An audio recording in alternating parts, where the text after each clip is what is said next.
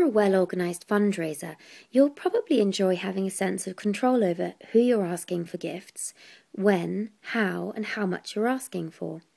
But sometimes there are factors beyond our control that affect our fundraising plans. To minimise this impact, you might want to think early on in your planning stages about the world around you and how it plays a part in your charity's fundraising. To do this, there's another helpful tool called a Pest Analysis. Now, PEST stands for political, economic, socio-cultural, and technological factors. So let's take a look at these in turn. Political factors refer to the attitudes of government to charities and the legislation that's being introduced. So changes to gift aid, data protection and inheritance tax, or even the concept of big society, are just some of the recent agendas that have been important for fundraisers to consider as part of their planning process. Economic factors are taken into consideration to be able to think about how our donors will behave in the future. When we think about employment levels, individual and corporate wealth, interest rates, disposable income and tax rates, we can build a picture of how willing and able groups of our donors will be to give. For example, knowing a new tax rate may be introduced for the wealthiest individuals will enable us to think about how that will influence our major donor fundraising. We might find that such a scenario would either result in less donated to our charity because our donors would have less disposable income, or we might find that with tax breaks, donations actually increase. The most important thing is that we consider each of these options and create risk registers or action plans for each eventuality. Sociocultural refers to how people are feeling and behaving in society, and their attitudes to charities and causes just like yours.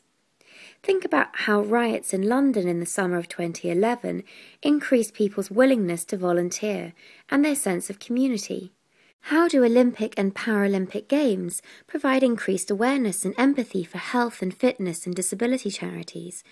Who's donating to you at any given time and why? And lastly, when we think about technological factors, we want to think about how changes and developments in technology are having an impact on charities and fundraising.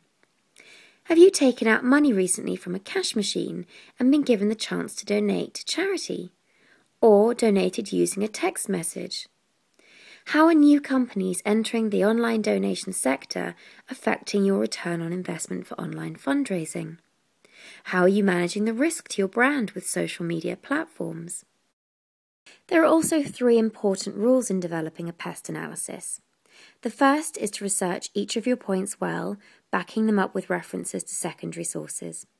They can't be based on your instincts or assumptions, as good as they might be.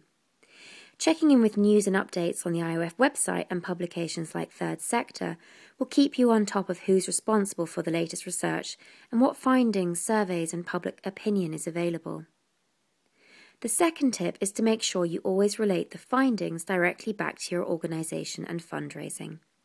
These are really broad categories, and you could easily find yourself documenting sweeping broad trends that have little impact on fundraising if you're not careful. And finally, our third tip is to try not to overanalyze these findings too early on in your planning process. So rather than using them to determine your strategy, use them as checkpoints to help you debate decisions and feed into your SWOT analysis. For example, if text fundraising is seen to be a growing trend, this shouldn't be an automatic reason to include it in your strategy. Take a look at our example of a pest analysis in the handout attached, and give it a go yourself.